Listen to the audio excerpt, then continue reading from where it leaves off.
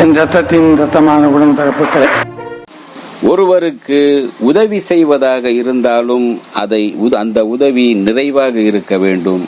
ஏதோ 10 ரூபாய் 100 ரூபாய் கொடுத்துவிட்டு நானும் உதவி செய்தேன் என்று இருந்துவிடக்கூடாது. எனவேதான் ஒருவருக்கு சாப்பாடு போட்டாலும் அவன் வயிறு நிறைய சாப்பாடு போட வேண்டும். 2 இட்லி 4 இட்லி கொடுத்து விட்டு அவன் சாப்பிட போட்டோம், நானும் சாப்பிட கொடுத்து விட்டேன் என்று சொல்லக்கூடாது. ஆனால் மக்கள் திலகம் எம்ஜிஆர் யாருக்கு எந்த உதவி செய்தாலும் நிறைவாக தான் செய்வார்.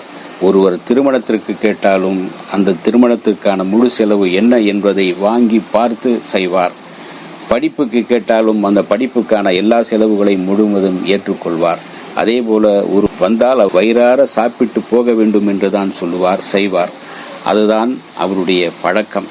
அப்படிதான் ஒரு அமைச்சர், முன்னாள் அமைச்சர் ஒருவர், அவருக்கு அத்தனைக்கும் அவர் காங்கிரஸ்காரர், அண்ணாவுக்கோ எம்ஜிஆருக்கோ சம்பந்தமே இல்லாத ஒரு காங்கிரஸ்கார அமைச்சர் ஒருவர் உடல் நிறை இல்லாமல் ஹாஸ்பிட்டலில் இருக்கும்போது அவரை பார்த்து இவராகவே தேடி சென்று அவருக்கு வேண்டிய அத்தனை உதவிகளையும் செய்திருக்கின்றார் எம்ஜிஆர். எப்படி?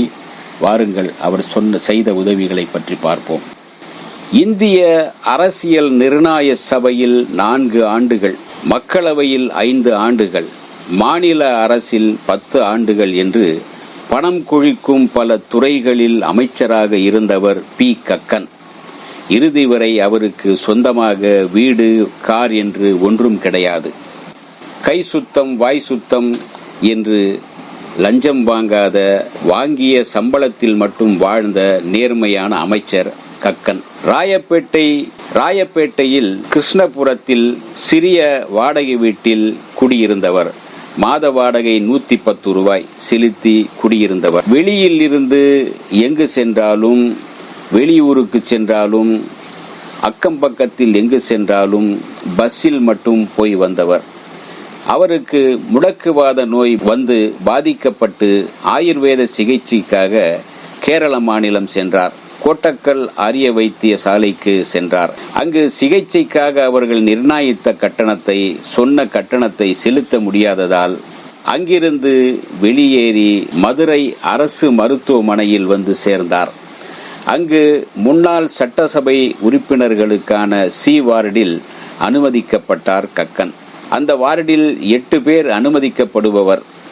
அதில் கட்டில் மெத்தை கிடையாது. ஒரு விரிப்பை தரையில் விரித்து படுக்க வைக்க வேண்டும். எந்த ஒரு சிறப்பும் வசதியும் கிடையாது. இப்படி அந்த நேர்மையான அமைச்சர், முன்னாள் அமைச்சர் கக்கன் ஒரு தரையில் படுத்திருந்த போது, படுக்கை விரிப்பு, சாதாரண ஒரு தரையில் ஒரு படுக்கை விரிப்பு போட்டு படுத்திருந்த போது அவருக்கு எம்ஜிஆர் மூலம் வாழ்க்கை வரும் என்று அந்த ஹாஸ்பிட்டலில் அவரும் நம்பியதில்லை, யாருக்கும் தெரியாது.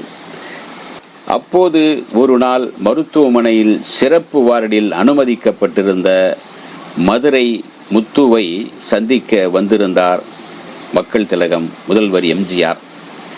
அவரை பார்த்துவிட்டு திரும்பும் போது ஏதேச்சையாக அங்கு பாயில் படுத்திருந்த கக்கனை பார்த்தார். உடனே தன்னுடன் வந்த காளிமுத்துவிடம் சந்தேகப்பட்டு, இவர் முன்னாள் உள்துறை அமைச்சர் கக்கன் தானே என்று விசாரித்தார். காளிமுத்துவும் ஆமாம் ஐயா என்றதும், ஆமாம் தலைவரே என்றதும் பதறி போய்விட்டார் எம்ஜிஆர்.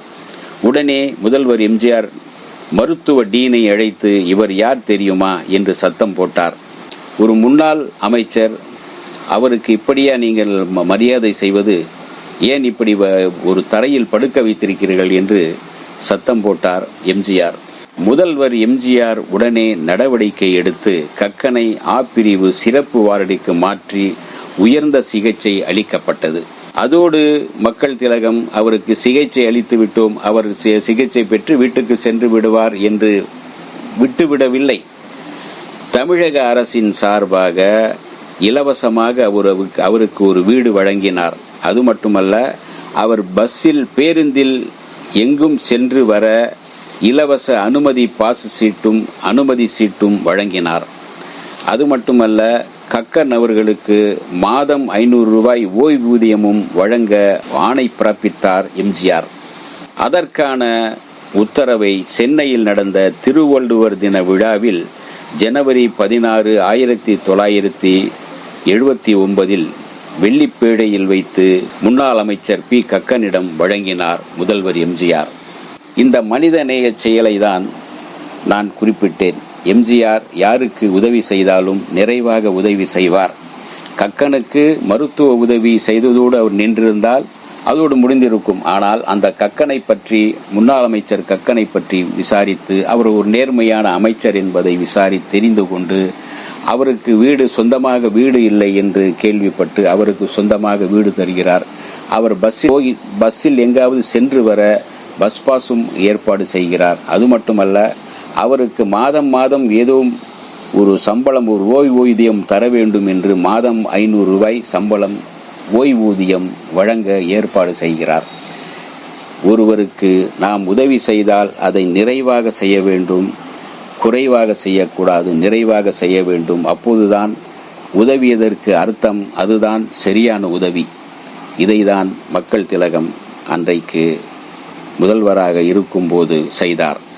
அவர் நடிகராக இருக்கும்போது பாடினார், நான் அளவோடு ரசிப்பவன், எதையும் அளவின்றி கொடுப்பவன் என்று சொன்னது போல எதை கொடுத்தாலும் அளவின்றி நிறைவாக கொடுத்தவர் எம்ஜிஆர் என்பதை இங்கு இந்த விஷயத்தை வைத்து உங்களுக்கு சொல்லிக்கொள்ள ஆசைப்படுகின்றேன். இந்த வீடியோ உங்களுக்கு பிடிச்சிருந்தா லைக் பண்ணுங்க, ஷேர் பண்ணுங்க, கமெண்ட் பண்ணுங்க, சப்ஸ்கிரைப் பண்ணுங்க, மறக்காம பெல் ஐகானை கிளிக் பண்ணுங்க.